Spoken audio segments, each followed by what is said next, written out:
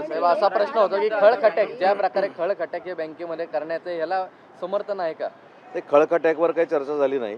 चर्चा जी झाली ती आणि एक वस्तुस्थिती आहे की महाराष्ट्रामध्ये जी व्यक्ती राहते त्याला मराठी आलं पाहिजे, मराठीचा त्यांनी सन्मान केला पाहिजे.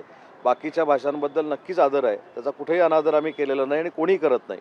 जे बाकीचे लोक महाराष्ट्रामध्ये राहतात, परराज्यातील राहतात, त्याचा त्यांना देखील आपण सन्मान देतो.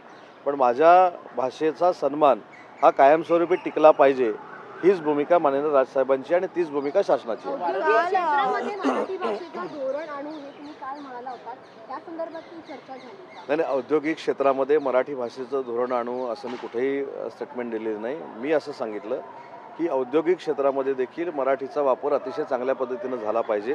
कारण ज्यावेळी आता जापनीज कंपनी आहे, इंटरनॅशनल लेवलची कंपनी आता ऑरिकमध्ये काम करते, तर मी त्या जपानच्या माणसाला असं कसं सांगू शकतो की तू जी FDI इथं आणलेली आहेस किंवा परकीय गुंतवणूक आणलेली आहेस ती मराठीचा सन्मान असला पाहिजे. माझा तर त्यांना देखील आग्रह राहील की त्यांनी मराठी शिकलं पाहिजे.